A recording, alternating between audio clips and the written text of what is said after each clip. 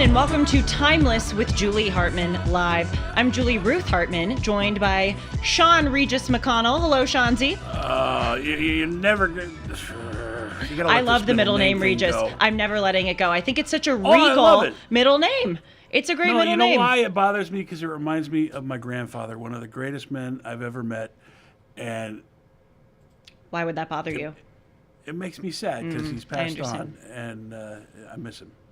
Well, I think it's a great way to honor him, and I think it's a particularly regal name. I mean, you hear some people's middle names, and it's like, oy vey. By the way, this is sort of becoming more like Dennis and Julie as we get into the show, and then we become sidetracked with these great kind of off-ramps. By the way, speaking of Dennis and Julie's on Sundays at 1 o'clock Pacific, 4 o'clock Eastern. Timeless with Julie Hartman Live is Mondays, Tuesdays, and Wednesdays at that same time, 1 o'clock Pacific, 4 o'clock Eastern. And then afterwards, we cut this live show into smaller clips, and we post them on my YouTube channel as Julie Noted videos. So things that I found particularly noteworthy about the live episode that we're doing, just cut in a shorter form for you to see it. But as I was saying, we're kind of on Timeless with Julie Live becoming more like Dennis and Julie, because Dennis and I, literally within the first 7 seconds of speaking to each other on Dennis and Julie, someone will say something innocuous, like about the spoon on the desk or something like that, and then it will launch us into this kind of life conversation that we didn't anticipate having. I have one for you apropos of this middle name discussion. So as I said, my middle name is Ruth. Sean's middle name is Regis. We were kind of joking, laughing about that this week. But there was this girl at Harvard. For those who are new to me, I went to Harvard. Now, I don't wear that as a, huge part of my identity, but Yes, you do. Oh, right. Yes, I do. Trust me. I know some people who really do. But you know what? There are more parents than kids who really wear the Harvard identity. I mean, I don't mean it as a joke. You should wear it as a badge of honor. Do you honestly think I do? I won't come at you if you say yes. I don't think you do, but I think just because of what's gone in the news and Harvard has lost some reputation points. But no, of course. I understand why you don't bring it up. Because you don't want to, I think a lot of people that go to Harvard feel like as soon as you say that, people judge you as though you think you're better than they are. But that's BS. I'm just so humble, you guys. No, I'm kidding. Harvard graduate, and you deserve the accolades. And well, thank you. You should just be you. Well, and be happy. I don't say it up front because I honest to God don't view it as a huge part of my identity. But whatever, that's not the point. The point is, when I was at Harvard, there was this friend that I had who was so funny, but she was kind of accidentally funny, where she wasn't intending to be hilarious, but then she'd say these things that were just could be written in a book on comedy. And so speaking of middle names, one time this friend went up to me and she said, Julie, Harvard is a lot more conservative than you would think. I said, okay. Why do you say that? And she says to me, well, people on campus, I've noticed, they call Barack Obama Barack Hussein Obama. And I said, well, that's his middle name. And she went, what? Really it is? She thought it was an insult. She thought that people on campus were trying to make his name sound Muslim and peddle the birther conspiracy theory. So she was just being accidentally hilarious. She's like, God, people are, a lot more right-wing than you would think. They call Barack Obama Barack Hussein. But now, she didn't get it. Yeah, she was a student. She didn't know that was his middle name. I just thought that was so funny. I would almost argue that people that did say Barack Hussein Obama were trying to say it with something. Oh, absolutely. Otherwise, you just call him Barack Obama. Right. Oh, I think it was a little bit of a... emphasizing the Hussein is kind of, either way.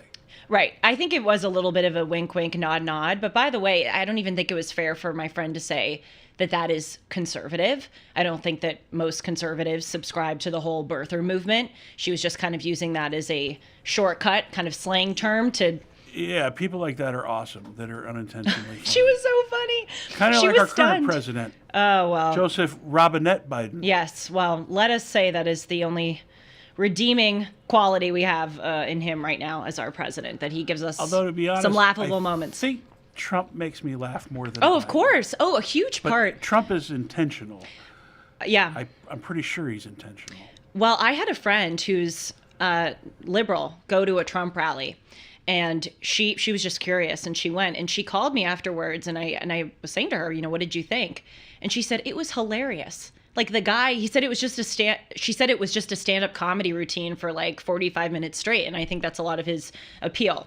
Anyway, thought you'd like that joke about the middle name. Let's move on to more substantive stuff than middle names. Just a few news items that I think that you should be aware of. Senate Minority Leader Mitch McConnell, a Republican from Kentucky, announced today that he will not seek re-election in November. So there's going to be a new person to fill his seat. No relation. Gosh, you're right. I didn't even think about that. I am not related to Mitch McConnell. Oh. And you can't talk about Mitch McConnell without saying. You know what? I'm just thanking God right now that is the joke that you decided to make and not the freezing up joke. The freezing up joke is unkind. But Well, he's going to glad. do that at home on his own now. Yeah. Well, Yeah. It's just, look, this is happening on both sides, where we just have these leaders who are octogenarians and really, I truly don't mean this to be unkind, but need to be in a nursing home and not ruling our country. So, frankly, Senator McConnell counts as one of those individuals. Wish him all the best. He will be stepping down in a few months, okay? Another thing worthy of note, I'm sure all of you heard about this despicable, tragic murder that occurred on campus at the University of Georgia, where an illegal alien allegedly killed a nursing student, the man is 26-year-old, but the girl was in her, I believe, early to mid 20s, okay? So a lot of people have been talking about this story. There's another story that there's another illegal alien from Central America who stabbed a toddler. And just as a quick note, fulfilling the tangent hour, of course, fulfilling the prophecy that we're going to go on all these tangents. I used to call illegal immigrants undocumented immigrants. That was kind of back when I was a liberal, because I subscribed to this whole notion that, no human is illegal. That was me in, 18, 19 years old. And it's stuck with me, even though now I am no longer sort of in that line of thought where I believe that these, terms are so terrible and bigoted. I have kept that just literally like as a matter of habit. I still tend to refer to illegal immigrants as undocumented immigrants. I'm changing that now, and I'm trying to make a concerted effort to change it and actually call these individuals illegal immigrants. That's my preference, is to call them that. Illegal alien, to me, I will admit, sounds a little bit, I don't understand the term alien. I know that it's a legal term to refer to someone who is not of this country, but my preference is illegal immigrant, because I think it captures most accurately and most understandably what it is. But these people who obsess about these terms, it's like, you got to get over yourself. They're missing the entire point. Let's stop focusing on words and actually focus on what's happening here. So this 26-year-old illegal alien immigrant stabbed this nursing student. And so the Atlanta Journal-Constitution was one of the mainstream media outlets which refused, speaking of names, to call this individual an illegal immigrant, undocumented immigrant, illegal alien, whatever you want to call it. Instead, as we see right here, the Atlanta Journal-Constitution referred to him as, quote, a 26-year-old Athens man. Do we have a picture of that tweet to put up, or... It's okay if we don't. Take my word for it. 26-year-old Athens man. We're experiencing technical difficulty, but while I've interrupted you, Yeah. and I hate to do so, That's fine. I just want to thank all the people that work here. It's not just me. It's Rick, it's Tony, it's Alejo, it's Zach. We all do our best to make sure that the tweets you want to see on the screen don't make it. I hereby forgive you. No, seriously, we have such a great crew, and I know you were kind of being sarcastic, but we do. Don't worry, take my word for it that the Atlanta Journal-Constitution referred to this man as a 26-year-old Athens man. So when I saw that tweet, which we may or may not put up. You know what I thought of? I thought of a video that is pretty famous from a former... Of course we do. All right, let's play it. Here we go. I did not have sexual relations with that woman. You don't have Short the and Miss sweet. Lewinsky? I'm kidding. No, that's the main part of it. No, but when I read headlines like this, that is what I think of, because that is really, I think, when we started to see lies of omission in this country become common, or sort of distorting language to kind of half tell the truth but half not tell the truth. So you read here the headline from the Atlanta Journal-Constitution referring to this man as an Athens man, and it's not inaccurate, but it's not the total story. It is hugely important that this person unlawfully entered this country, and also that under the policies of our current president, this individual was released out into this country, and then this individual went on to commit a heinous crime. With that woman, Miss Lewinsky, he later said, "Oh, I wasn't lying to the American people. That was my definition of sexual relations. You know, I view sexual relations as, for a lack of a better way of saying it, going all the way, not going to, you know, second or third base." So that is where we started to see it. And, you know, it's common in really, once your eyes are kind of open to it, you see it everywhere. I'll give you another example. How about this whole idea of student loan forgiveness? That's actually, I just thought of that now. It's actually a pretty good example, because it's half true and it's half not true. Recipients of student loan forgiveness have their student loans forgiven. But this idea that student loans writ large are being forgiven is not true. Nothing in life is for free, right? It's not a forgiveness as much as it is a transference of debt to taxpayers who are incurring the cost of the Biden administration waving a magic wand and eliminating these loans. Yes, misinformation. You're really on to something here. I don't know that we can pin this on Bill Clinton, but he was very smooth and very good with the wordage. The left is very good with the changing of words. You know, this started with advertising. Once the first guy decided to sell papayas back in the day, he had the juiciest, most tasty papayas. You know, like the wordage and the verbiage that's used in advertising to sell people, the words like best-selling or stuff like that. Right. It has gone from advertising into politicians who basically lie without thinking. And that's how we've come up with this changing of the language that is bad for everybody. No, totally. You're right. I look, it's certainly been percolating over time, and I think it's an astute observation that advertising has started it and accelerated it. But I wouldn't underestimate the effect that having the president of the United States say this stuff, you know, lying deadpan to the American people, and then later trying to cover up for that lie by saying, oh, it was just a misunderstanding of language. I think that is when it really became legitimized and made mainstream, especially in politics. So there's the student loan forgiveness example, even gender affirming care. That one actually, to me, isn't so much a half truth. To me, it's not even fully true. When you are giving someone puberty blockers, or when you are amputating their breasts or changing their genitals, you're not affirming their gender. You're actually denying their gender. It would be more accurate to say, you know, gender changing surgeries. And many people dispute the fact that it's care. Actually, many people, myself included, think, especially when that is done to minors, it is hardly care, it is abuse. I'll give you another example, because I've thought about this a little bit. The term pro-choice. That's not entirely capturing what's going on, right? Yes, it's a half-truth. It refers to the choice that the woman has when she is pregnant with the child and she's deciding whether or not she would like to abort the child. But to say I am pro-choice, you know, those who are Brandon Tatum actually makes this statement. I think it's brilliant. Brandon Tatum says, I am pro-life and pro-choice. I am pro people making good choices leading up to when they have sexual relations, such as using, you know, contraception, perhaps waiting until marriage in order to engage in that. He said, I am pro all of those choices. And then if a child happens to be conceived, that is when I am pro-life. So you understand my point. A final example I'll give is something that happened recently where there was this balloon.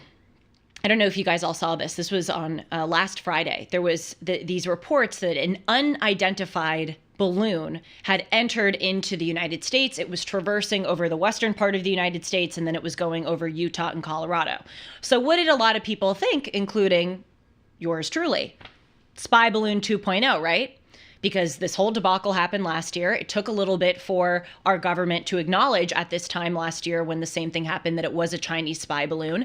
And then we have seen that that was not just a one-off incident with regard to the CCP. They sent over a spy balloon in our U.S. territory. They sent a second spy balloon over Latin American territory a few weeks after. It traversed over Colombia, over Latin America. In fact, there were many more incidents of spy balloons all around the world, including parts of East Asia, specifically Taiwan and Japan. That happened over the summer. So the CCP has been using this as, I don't even think it was so much for them about spying, because they have satellites that can read lettering on a golf ball. You know, they have technology that is far superior to a shanty balloon. But the point is, they have time and time again over the past year proven that they're willing to send over these balloons, I think more for intimidation and seeing what they can get away with than actually spying. So back to last Friday, we get this news report that there's this unidentified balloon going over some states which are particularly stacked with American military bases.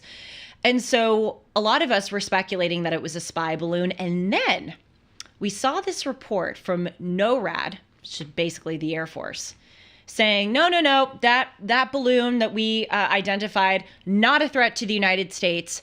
And they said it is, quote, likely a hobbyist balloon. I think that's another example of the Bill Clinton half lie, half truth, right? Because the term likely there is operative. They're not saying that they affirmatively know it was a hobbyist balloon. And by the way, come on, this is the Air Force. They know. They know what a hobbyist balloon is, right? So you think NORAD is lying? I think NORAD is to engage in the same activity we're analyzing. I think they're concealing the truth. Yes, I do. Because are they telling the truth when they follow Santa? Yes, of course. Okay. Well, look, I mean, I think that it's not unwarranted to have some skepticism. I mean, look at the track record of our government. They're the same people, not the Air Force specifically, but our government told us that, you know, Donald Trump colluded with Russia, that the Hunter Biden laptop story was Russian disinformation. By the way, that's another example. They said that the Hunter Biden laptop story had all the earmarks of Russian disinformation. They were covering for themselves. They didn't say outright that it was Russian disinformation. They said earmarks. This is the same government who told us that, you know, COVID-19 originated from a bat and not a lab. So I think there's not a, you know, it's not unwarranted to have some skepticism, but I found it to be interesting that they said likely a hobbyist balloon. They can tell if it's a hobbyist balloon or not. It's so important that you like to read, and then we learned this from Dennis, who likes to read the speeches rather than watch them, because when you read it, you can break down these things that sound good and slide by. Yes. But when you read it, you really break it down. That's why you're so important. Thank you. With regard to the recent balloon incident on Friday, I would like to say right now, on the record, that I'm waving the yellow flag of skepticism as far as that story that it was likely a hobbyist balloon. I could be wrong, but we've seen that people who've come out and raised some skepticism about these matters, it has turned out to age well. And by the way, does it ever occur to our government that perhaps China is disguising it as a hobbyist balloon? They want us to think it's a hobbyist balloon? I don't know. I think that's weird. But those are just a few examples. Let me know what you think. I didn't even say the telephone number. We were talking about Regis and Ruth and Barack Hussein Obama. 1-844-861-5537. 1-844-861-5537. Please do call in if you have any thoughts about what I said, especially if you'd like to challenge me on something that I said. I really do welcome that. And of course, keep it classy in the chat. So we're going to move on to talk about this crazy New York Times article from a columnist named David French, where he is talking about the alarm that all of us should have with regard to rising Christian nationalism. But before we do that, I want to quickly tell you about MyPillow. I use a lot of MyPillow products. I wear my slippers, I sleep on a MyPillow, I sleep on the Giza Dream bed sheets, and I use my towels. And you can get a lot of these products at a discount too with the promo code Hartman or by calling 1-800-566-6745. Now, obviously, MyPillow is known for the pillow, but they didn't stop at the pillow. They also created the aforementioned Giza Dream bed sheets, which look great, they feel great, they're ultra soft and breathable. They come in a variety of sizes and colors, and they're made with the world's best cotton called Giza. You can get these Giza Dream bed sheets for 50% off at $29.98. They come with a 60-day money-back guarantee and a 10-year warranty. Just go to mypillow.com and click on the radio podcast square and use the promo code Hartman. There you will find not only this great offer, but also deep discounts on all MyPillow products, including the MyPillow 2.0 mattress topper, MyPillow kitchen towel sets, now even flannel sheets, and so much more. Call 1-800-566-6745 and use the promo code Hartman. All right, I'm looking at the chat. Someone's saying Bushushuro is still the best middle name. That's the Japanese word that was created when 41, President George H.W. Bush, number 41, had a Herbert Walker. incident. Herbert Walker, yes, that's Two right. middle names. Yes. Oh, thank you so much. Someone is saying nice jean jacket. J. Crow. Hey, chat, Julie and Co. Is Shanzi related to him? Oh, that's what you were saying about Mitch McConnell. Yeah, Mitch McConnell. Yeah, no, I am not. You know what? I hope I'm not exposing you, but oops, too late. Sean told me the other day when he was voting for, or when he was going to vote for either John McCain or Barack Obama in 2008, he said he wanted to see a MCC in the office, so he voted for McCain. True story. Well, and the other reason was he had served in the military. Yeah. I And like he was a nice guy. There's an MCC in me that wants to see an MCC in the White House. I don't blame you. I think it's natural. I don't blame you. Nothing wrong with that. Representation, am I right? Yeah, but no relation to Mitch McConnell, who had his day and then went way past his expiration date. Yeah. Yeah. All right. So let's talk about Christian nationalism. Dun, dun, dun. We should get all these draconian side effects to talk about. Such a massive threat that the United States is facing. My gosh, it keeps me up at night. So we're 251 days away from the presidential election of 2024, which is undoubtedly going to be a crazy event. But, things are picking up as far as, I think, laying the seeds for certain narratives that people would like to push in anticipation of this showdown. And so it shouldn't be surprising to us that one such narrative that is, just kind of reemerged on the national scene is the prevalence of Christian nationalism. There was a documentary that recently came out by director Rob Reiner. Mr. Reiner was the director, perhaps producer of the great movie When Harry Met Sally, and also the sitcom, All in the Family. I've watched one of those. He should never be forgotten as Meathead. That was his name on All in the Family. So I think it's appropriate that we continue to call him Meathead. See, I'm glad I have you for those references because I've never watched even All in the before Family. my time, but I remember seeing it when I was a kid. Yeah. Archie Bunker and all that. I'm glad you've seen one episode. That must have been... No, I haven't seen one episode. I've seen When Harry Met Sally, but I haven't seen All in the Family. Okay. All right. What can I say, you guys? I read so much to bring you this. So he's the son of Carl Reiner, who was also a famous producer with Mel Brooks. Well, bully for him. All right, continue. So we have this Rob Reiner movie. It's called God and Country, about rampant Christian nationalism. And then there was a supplementary New York Times article from a columnist named David French, who was allegedly interviewed in that documentary. And he wrote about the alleged rise of Christian nationalism. So I just want to say before we get into this that it's really amazing that they are profiling this and amping this up as the threat that our nation is facing. As you will see when I get into the analysis of this article, they really do not provide any examples of this threat. David French talks about Donald Trump's spiritual advisor and then the Chief Justice of the Alabama Supreme Court, who are allegedly a part of this Christian group which wants to influence politics. Those are literally the only two examples that David French gives. And I don't even count those as examples of Christian nationalism and the threat that it faces, because he has not made clear why those people pose a threat. Yes, Sean, I feel like a teacher calling on you.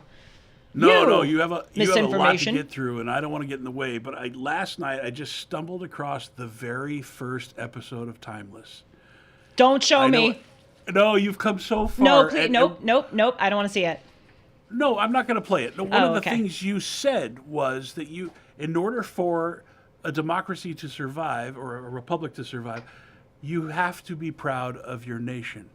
And we were founded as a Christian nation, and now somehow Christian nationalism is a bad thing? Amen. Huh, Okay, I carry said on. that? I just wanted to share that with you. Yes, yes. I thought you were gonna play a clip, which I don't ever want to see. No. You were brilliant back then. You're brilliant now. Well, thank you. Continue. Yeah, maybe one day I'll show that to my kids, but that's not getting pulled out of the vault for several more decades. So it really is, though, just so interesting to me that this is the issue that these individuals are profiling. Again, they do not provide any examples of this of this being a credible enough threat so as to threaten our democracy. But it's just unbelievable. I mean, we have over 7 million illegal immigrants who have crossed into our border over 3 years. We have as RFK Jr. said, a humanitarian crisis going on at the border. Border crossings went from 330,000 in 1 year during the Trump administration to 2.5 million during 1 year of the Biden administration. They're freaking out about alleged Christian nationalism when we have this issue.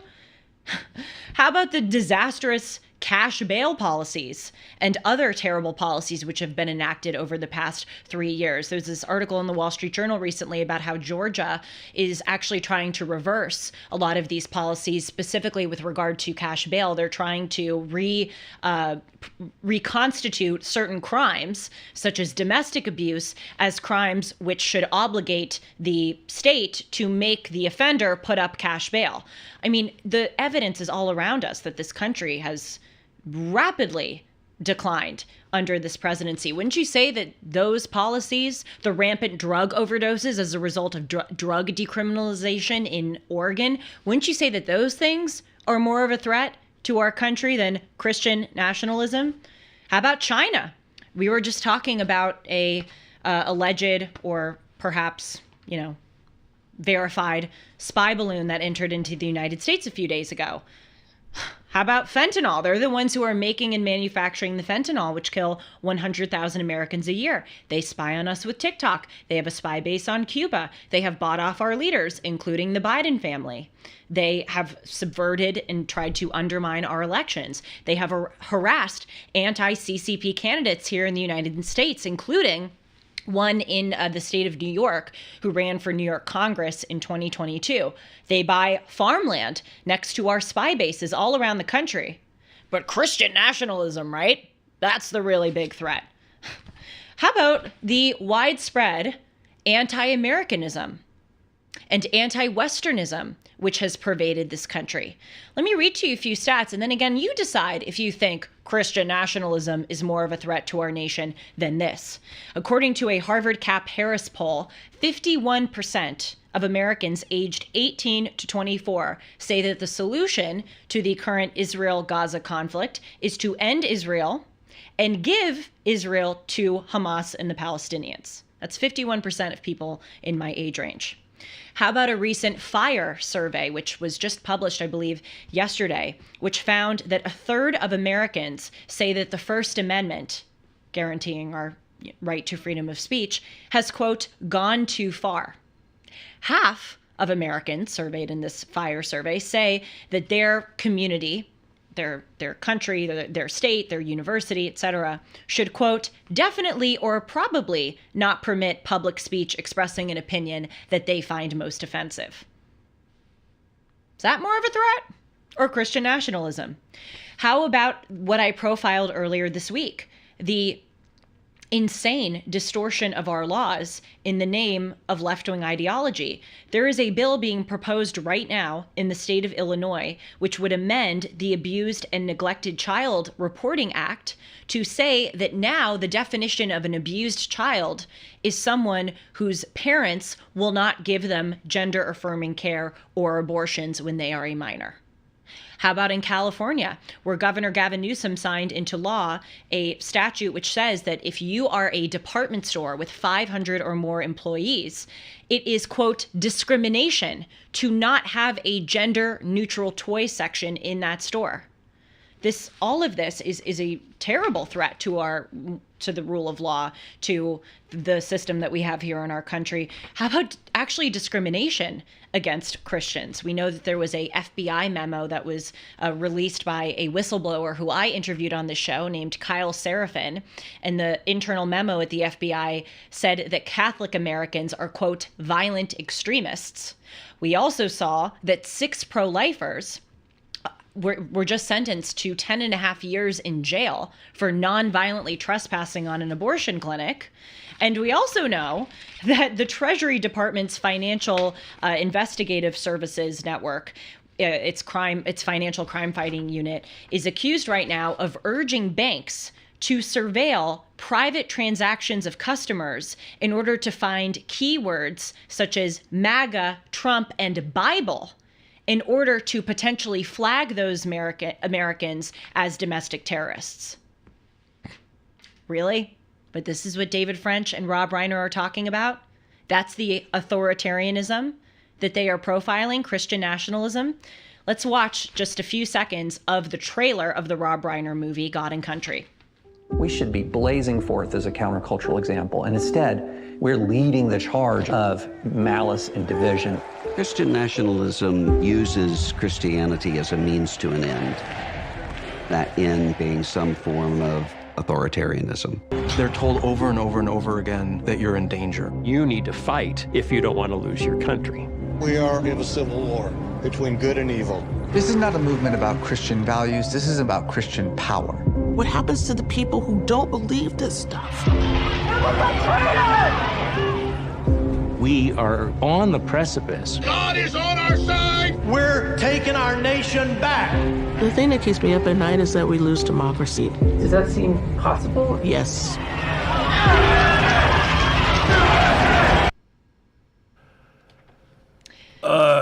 You know what they do there with the national anthem? And they slow it down like horror movies do with popular songs to make it sound creepy? I hate that.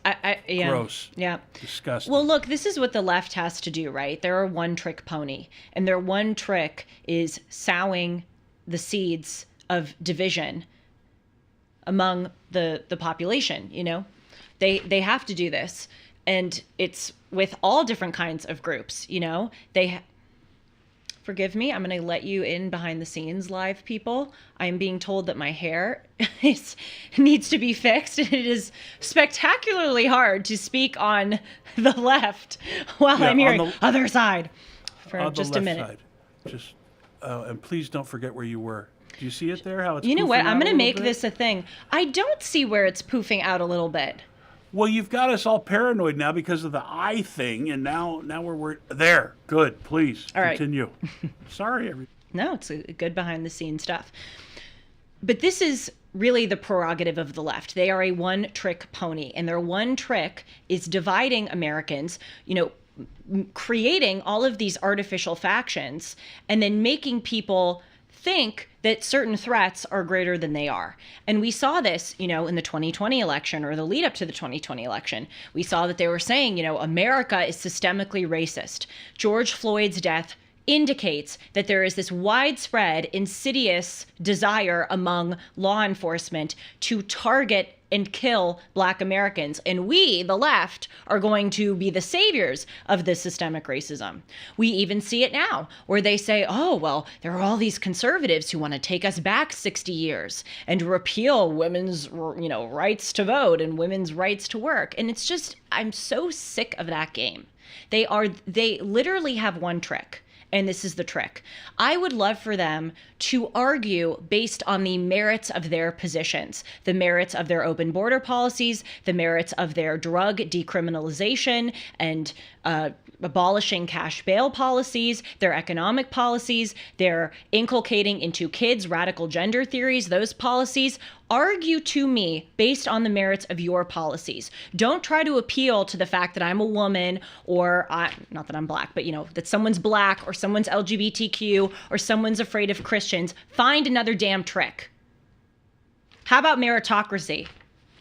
Can you tell I'm a little angry? Thomas Jefferson said, when you're angry, count to 5. And if you're really angry, count to 100. But we don't have time to count to 100 on this show. So let's look at the David French article. Here's a picture of the title of it for those of you who would like to spend your time reading it, but we're going to analyze certain parts of it. And so he wrote this article to say that we should all, quote, be alarmed by the rise of Christian nationalism.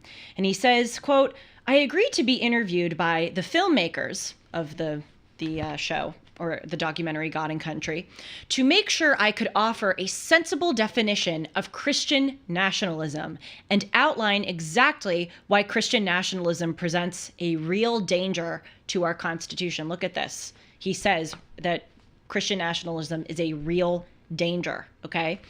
So there are parts of this article where David French totally unfairly misrepresents Christians and what Christian Americans believe and what they want. And by the way, I just want to say for the record, because people do in this country kind of bizarrely care very much about who is speaking on the subject and their potential ties to the subject, I am someone who has profound respect and reverence for Christianity, but I don't know if I would consider myself to be a Christian. I have a lot of questions. I have a lot of doubts. I have a lot of things that I need to sort out with regard to my burgeoning faith and belief in God. So this is not coming from someone who is an avowed Christian. But nevertheless, this is BS, what they're saying about Christians. So I just wanted to say that up front. So in addition to David French misrepresenting what Christians believe, I would like to contend that for most of the article, when he's providing these definitions about Christian nationalism, he's actually just explaining what Christianity is.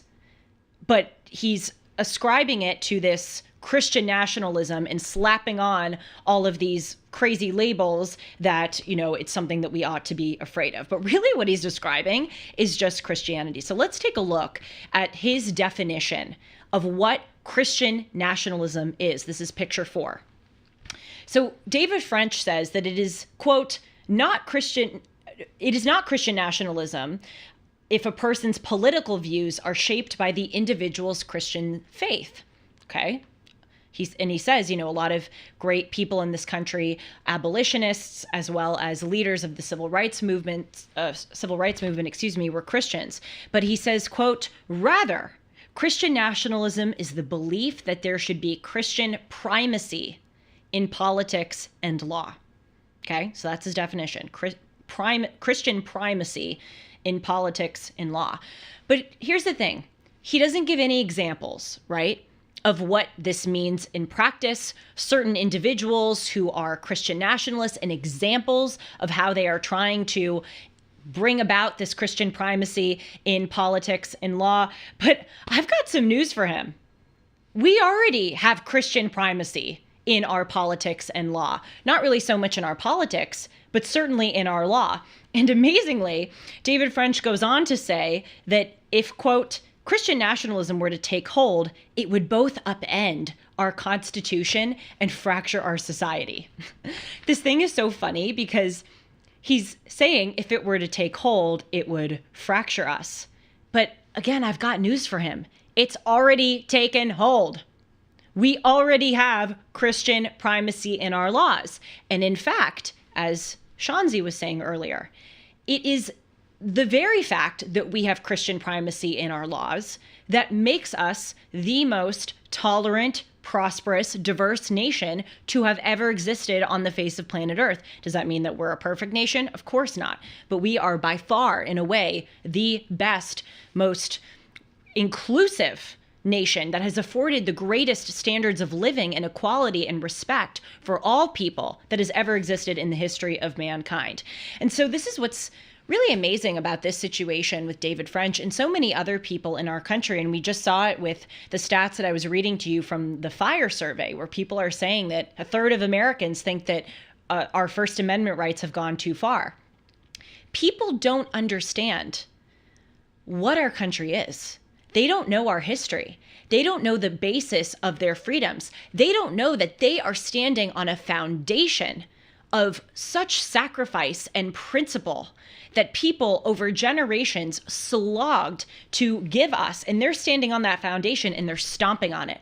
And they're trying to tear it down because they don't understand it. Actually, I may have a more cynical view. I think some of them just don't understand it. Others of them understand it and nevertheless are engaging in this crazy, destructive impulse because, I don't know, they want to find meaning in their lives, but it's not going to end well for any of us if they continue to do this. So I want to talk for a few moments, though, about this Christian primacy in our laws, because clearly Mr. French, among others, doesn't understand it. It's not that we have a theocracy. A theocracy is a country where there is a state religion, and religion and religious mandates are imbued in all of the laws and procedures. You know, prior to the American Revolution, when we were colonies, there were several colonies which were kind of mini theocracies. For instance, in Virginia, one of the earliest legal codes actually mandated that colonists go to church every Sunday. That's more of a theocratic, rule of law. Iran and many countries in the Middle East are Islamic theocracies where they are ruled by Sharia law, where, for instance, there are certain laws which say that the criminal responsibility for women is younger than that of men. Those are countries where you cannot be another religion besides Islam. And you cannot have a legal system which is irrespective of the religion. The legal system and the religious system are very much tied together. So here in the United States, we don't have a state religion. We don't have a theocracy. By the way, there are a lot of Western countries who actually do. Britain is one such country which has a state religion, Anglicanism, and the King of England, King Charles, is not just head of state, but he's the head of the Anglican Church, and that seems to be a thriving democracy. I'll give you another one, these Scandinavian countries, which so many people on the left say, oh my gosh, those people are so much happier in Scandinavia. If only we were like Scandinavia. Well, most Scandinavian countries, including Norway, Denmark, Iceland, and Finland, have official state religions. So this idea that even if there were an official state religion in the United States, that, democracy would be wiped out in 5 seconds, that's not supported by the evidence of other Western countries who have state religions. And we don't have a state religion in the United States, nor am I aware of really any, I'm sure there are, people, but I am not aware of any individuals or groups who have a serious push to try to establish a state religion here in the United States. And but our laws, the legal tradition that we have established, although it doesn't mandate Christianity as a state religion, it is heavily, to our benefit, infused with Christian primacy. For instance, let's look at the idea that all men are created equal. Where does that come from, right? Do you think the founders just sat together and they were just, these moral geniuses, irrespective of any kind of influence, who sat and they went, for all of human history, people have been treated brutally unequally, but we're going to put our heads together right now and decide that we're going to change that because we think so. No, they were deists or deists, however you want to pronounce it. It's like data and data. I don't have a preference on either one of those, but they took religion so seriously, and they read in the Bible within the first few chapters of Genesis that all of us are created in the image and likeness of God. And that applies to men as equally as it does to women. I love to cite this. In the first time that a woman is ever mentioned in the Bible, when God takes the rib of Adam and fashions it into a female, the verse in the Torah is, I have made you, Adam, a helper who is your equal. So immediately it is affirmed from the start of the Bible that men and women are equal. So our founders took those parts of the Bible which we now take for granted. We think that they just exist in the ether, this idea that all men or all people are created equal. It doesn't just exist in the ether. I was just talking about Iran. Iran does not treat people equally, especially not women. It is mandated in their culture, frankly, in their religion, and certainly in their laws, that women are subordinate to men. That is not just an idea that we as a human civilization have universally accepted. It is a Judeo-Christian idea that we and our founders here in the United States took because they took Judeo-Christianity seriously, and they established this system, which David French is now saying, oh, it would be so bad if it were to ever take hold. It has taken hold, and you're the beneficiary of it. That's one example. Another example, universal moral standards, which should be applied to everyone. If you look at the 10 Commandments, do not steal, do not murder. I mean, those are things that we just, whoop, took from the 10 Commandments, plopped into our Constitution and into our rule of law. And again, people think that those things are just, things that we would normally come to without God. I think thousands of years of human civilization where murder was rampant, and in fact, murder was sanctioned. If someone, raped your sister or did something horrible to your family member, it was actually seen as an act of pride, an obligation of revenge to go and murder that person. It is only really because of our Judeo-Christian heritage that we have created a society where we have these laws against murder. A few more examples to show the Christian primacy in our law. Men are not basically good. That is a fundamental truth of the Bible. And we have taken that. And that was something that our founders took so seriously, in fact, that they created the Bill of Rights, which is a unique document in all of human history, in that it specifically outlines things that the government cannot do to you. There are many countries which have iterations of bills of rights or, certain guarantees given to the population. But the wording of ours is so spectacular because it's worded as, nor shall Congress make any law against freedom. It is not ambiguous. It's not saying people should have a right to freedom of religion. It is saying the government will not take that away from you. And that comes from our idea that people need to be controlled because we are inherently not good. Ironically, as a final example, even the separation of church and state is a Christian idea. Isn't that funny?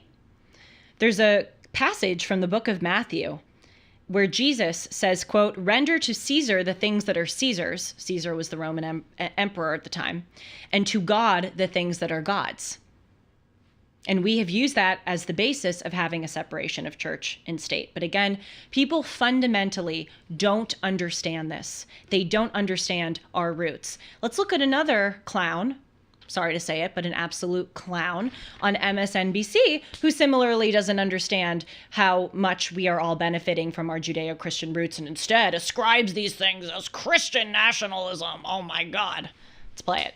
The one thing that unites all of them, because there's many different groups orbiting Trump, but the thing that unites them as Christian nationalists, not Christians, by the way, because Christian nationalists is very different, is that they believe that our rights as Americans, as all human beings, don't come from any earthly authority. They don't come from Congress. They don't come from the Supreme Court. They come from God.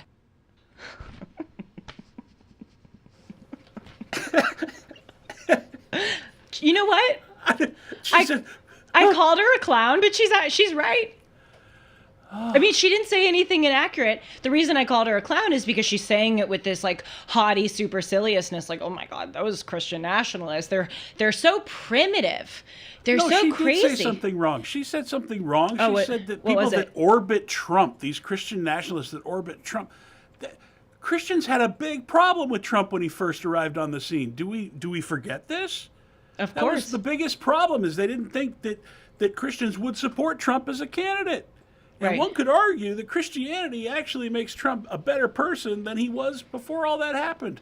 But they like to spin all this into cute little words that, they orbit Trump and that Christian nationalism is somehow bad. And that, yes, our rights come from God, unalienable rights. I don't want them to come from the Supreme Court or Congress, please. It's just, I'm just baffled, because to me, it just seems so obvious and so obviously beautiful and such an obvious protection of all of us that our founders were wise enough to put in our Declaration of Independence that we are endowed by our Creator with certain unalienable rights, that among these are life, liberty, and the pursuit of happiness. You know why they did that?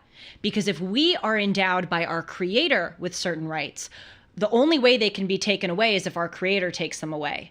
If men endow us with certain rights, then men can take us away. I mean, this is the thing that drives me bonkers, that frosts my cookies like none other, is that especially if you are secular, or especially if you are atheist, and you don't believe in any of this stuff, you should rejoice at the idea that our country holds that our Creator gives us rights as opposed to men. You should recognize that you are the beneficiary of that idea, even if you don't believe it, because it creates a foundation. It sets some things in stone. And it says no matter what men's proclivities, desires, rules are, these things, these certain rights, are right to be treated equally. Life, liberty, and the pursuit of happiness. Those are codified in stone and they will never be taken away. Amen. Don't Amen. say that, you Christian nationalist. No, I'm no, alarmed. no. I'm alarmed.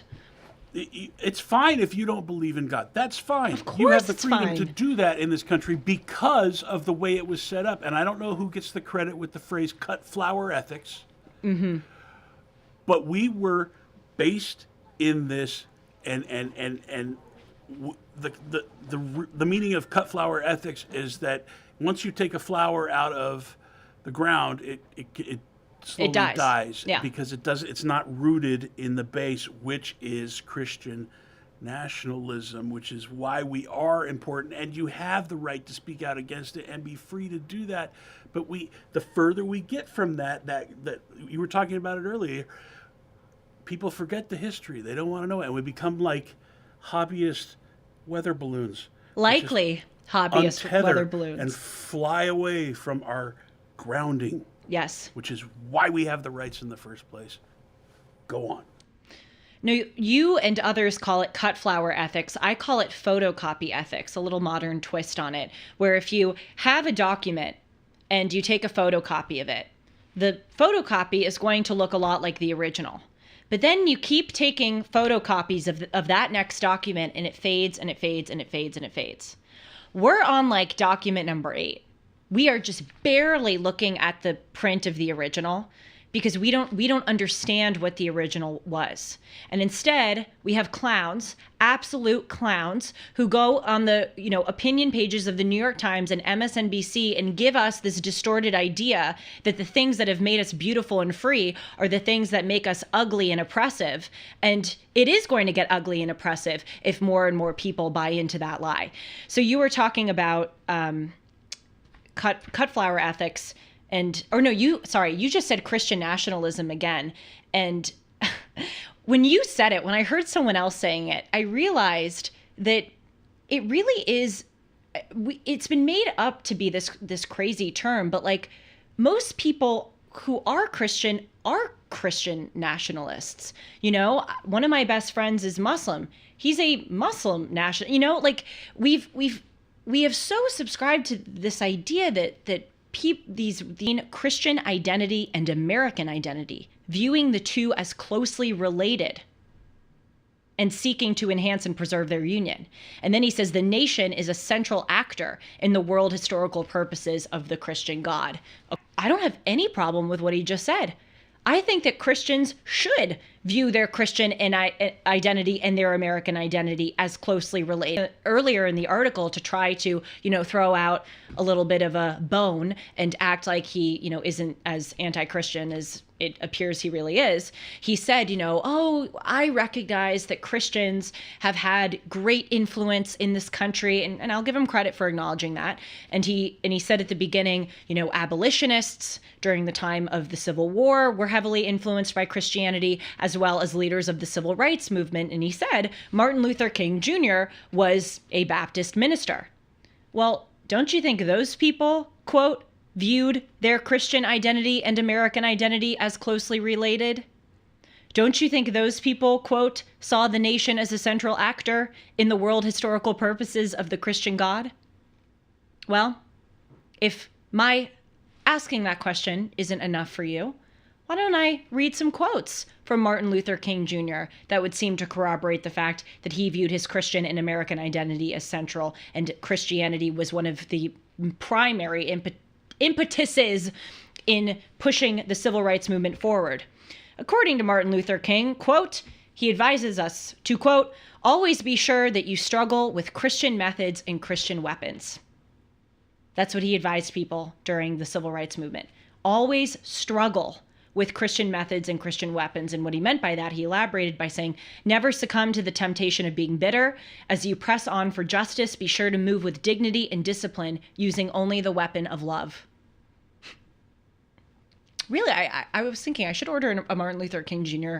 book, the writings of his. He's such a fabulous, fantastic writer. I'll read you another one. Quote, segregation is a blatant, I'm starting that one over. Quote, segregation is a blatant denial of the unity which we all have in Jesus Christ.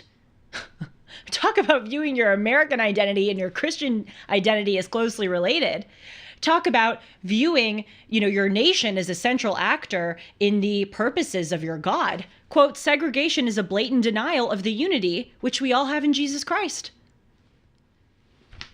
And David French thinks this is a bad thing, viewing life this way.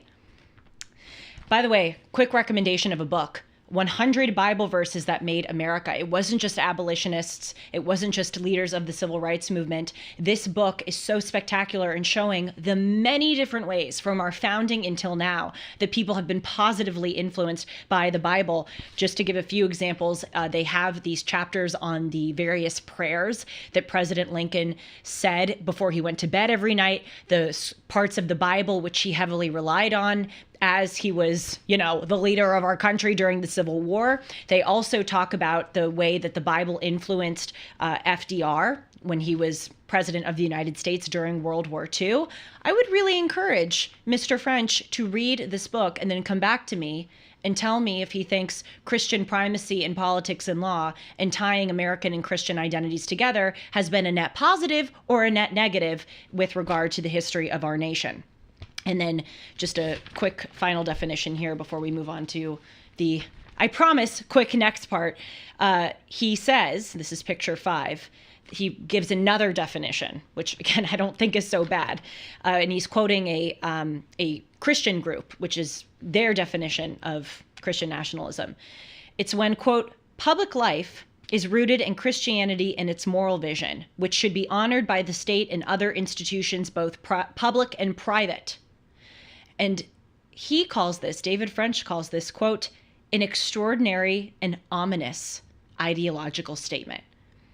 Well, my question for him is, well, what do you want? I don't understand. What is your alternative? Do you want the country not to have Christian values? Do you not want our public life to be rooted in Christians' moral vision? Because let me tell you, you think it's going to be so good if it's not rooted in Christianity's moral vision?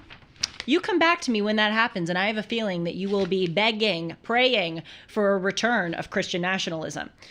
And then he gives these examples, or he tries to give these examples of these alleged Christian nationalists who are posing such a grave threat. He talks about Donald Trump's spiritual advisor, Paula White, and the Chief Justice of the Alabama Supreme Court, Tom Parker. And he says that these people are a part of the 7 Mountain Mandate. And here's a critical component. David French says that the 7 Mountain Mandate tells its adherents to rule over 7 areas of our country: government, media, politics, etc. I looked up the 7 Mountain Mandate, and it doesn't advise them to rule. It advises them to try to reach and influence those 7 areas of the country. That's according to generals.org. Got to know your facts. So finally, I just want to talk about when David French starts talking about identity politics, because I hope that we've already established that his idea of Christian nationalism is really just Christianity, and it really is beautiful, and it really is a guarantor of our freedoms. And it certainly does not pose a threat to our Constitution or is not cause for alarm. But there's another really important part of his article where he's talking about identity politics, and he is lamenting the existence of Christian identity politics. Let's look at this, picture number 9. He laments the fact that, quote, the use of Christianity as an unofficial but necessary qualification for office is a routine part of politics in most church-going parts of America. He's saying that like that's a bad thing. Well, I may be crazy, but I remember an instance quite recently where something like this happened, where there was a unofficial but necessary qualification for an office. Shall we go back and remind ourselves?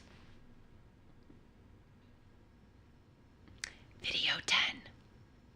The president now promising his nominee will uphold Breyer's legacy, and he's vowing to fulfill his campaign pledge to nominate the first black woman to the Supreme Court. Person I will nominate will be someone with extraordinary qualifications, character, experience, and integrity. And that person will be the first black woman ever nominated to the United States Supreme Court. It's long overdue in my view. I made that commitment during the campaign for president, and I will keep that commitment. So it's bad if Christians would like to see a Christian in office as a unofficial but necessary qualification for that individual in politics. But it's totally okay if a black person or an LGBTQ person wants to do the same. This is the problem. We are now in a country where for some groups, identity politics is heavily encouraged and in fact sometimes mandated. And then for other groups, it's forbidden and completely discouraged. You cannot run a nation on that. You cannot run a nation on telling people if you aren't white and aren't Christian, your group identity has to be paramount. But if you are white and you are Christian, you can't ever think in terms of your group identity. You literally cannot have a society based on those conflicting principles. Let's read just a final quote of what David French said on this identity politics subject. He said, quote, "But what is Christian identity politics but another form of Christian supremacy? Well, is black or LGBTQ or woman or feminist or, immigrant identity politics forms of supremacy of those groups? Would he say the same thing about black identity politics, for instance? I don't think so." He goes on, quote, "How does Christian identity alone make a person a better candidate for office? After all, many of the worst actors in American politics are professed believers. Scandal and corruption are so pervasive in the church that when people say I'm a Christian, it tells me almost nothing about their wisdom or virtue." Well, look, his point is somewhat taken that just because you're a Christian, it doesn't necessarily mean that you're a good person, right? Dennis and I talk about this a lot on Dennis and Julie, how sometimes religion can be a false god. And there are many religious people who, in the name of God, do things that they claim to be good, but actually aren't. But here's the thing, when he goes, how does a Christian identity alone make a person a better candidate for office? I don't think he would say that if the word was black instead of Christian. He would not say, how does black identity alone make a person a better candidate for office? Maybe he would. I don't think he would. So here's what I want to highlight. It is far more reasonable to think that a Christian identity alone makes a person a better candidate than a black or female or lesbian or bisexual identity alone. Why? Because you choose to be a Christian. Christianity is a values-based belief. You choose that. You don't choose being black or LGBTQ or a woman. So actually it is a better indicator if you look at someone who's a Christian as opposed to someone with an immutable characteristic, because it's value-based and it's choice-based. Just saying. And then finally, I know I said last quote, but there's just so many quotes in this thing that I want to throw out to you and show you how ridiculous they are. This one is just really offensive.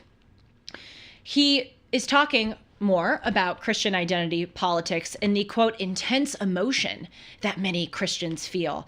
And he says, quote, "That fervor can make believers gullible and potentially even dangerous. It's a good versus evil dynamic that can make Christians believe that their political opponents are capable of anything, including stealing an election. I just reject those labels. Intense emotion, fervor, gullible, you know? Of course, there are some individuals, Christians and non-Christians, who fit that bill.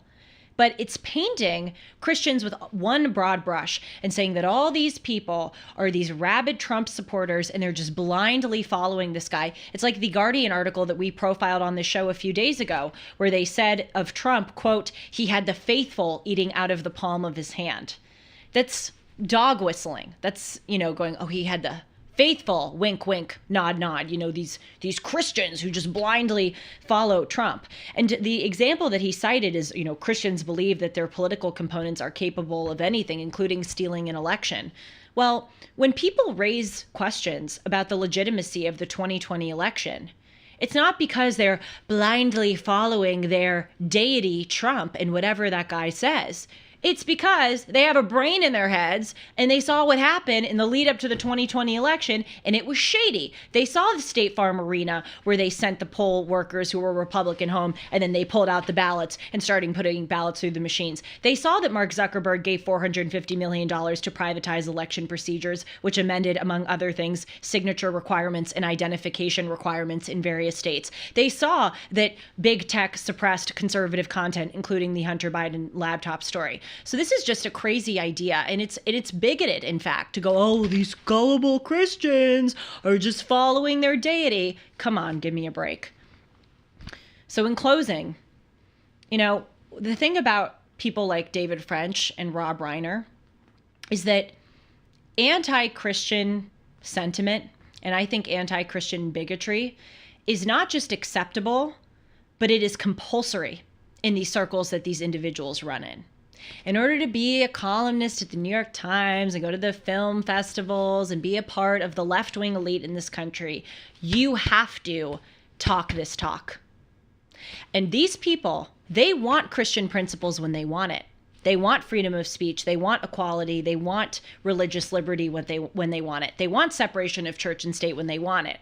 But then when it makes them a paycheck, they can smear and slimeball Christianity at will.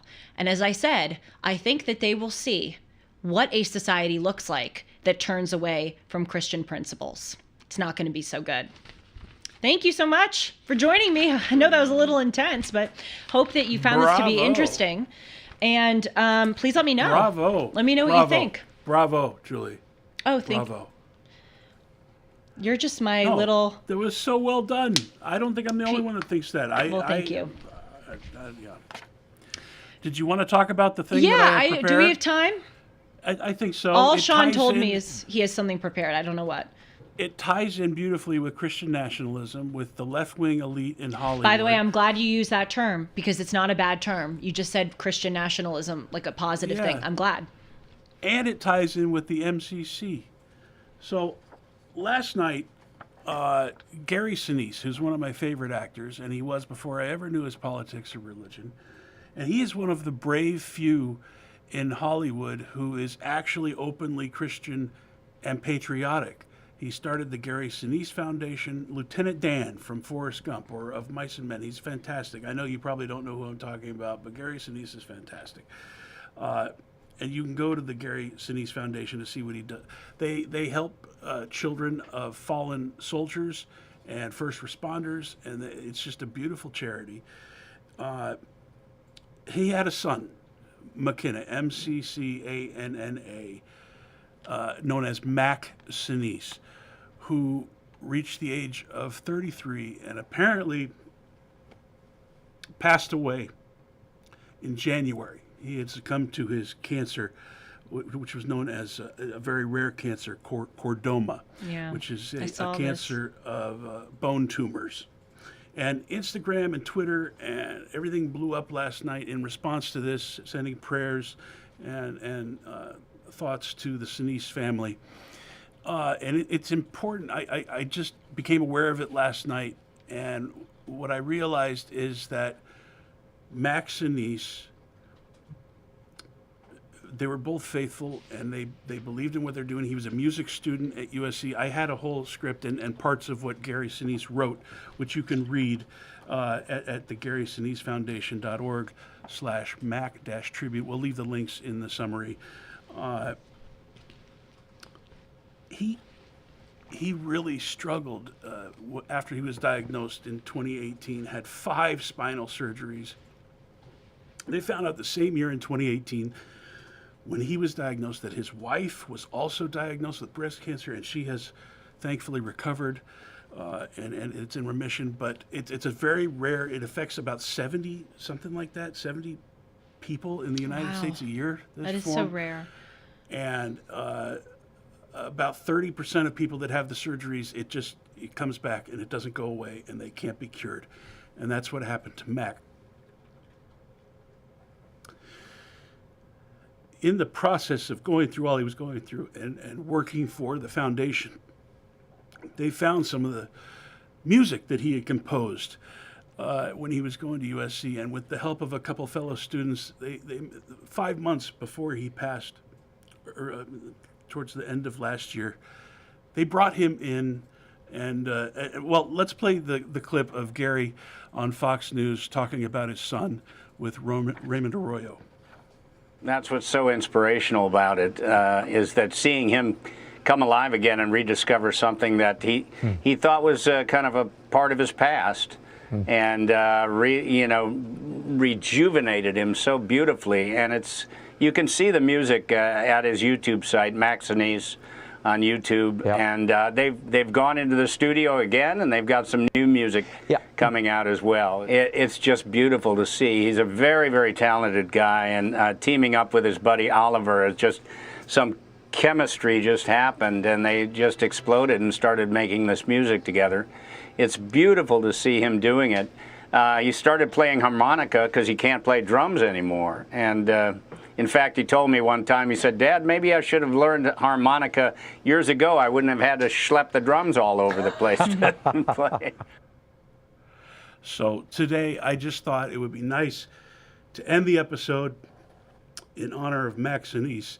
And I'm going to show a little video of something he composed called Arctic Circles. There will be an album forthcoming. We'll leave the link for that, too, if you want to see more about this or purchase his album. So here we go.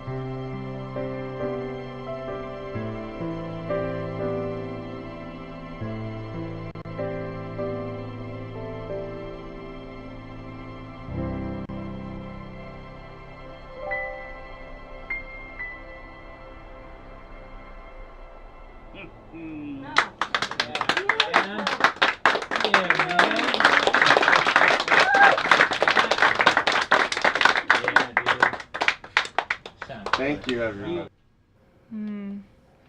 Oh, it's so sad. Let's dedicate the show to him today. May he rest in peace. Sean, thank you so much for pulling these clips. It's very important to show. You know, it's so weird. I was in a restaurant the other day, and I'm someone who always is like constantly thinking about life and constantly having these life revelations. I always say it's like sometimes these fireworks are exploding in my brain.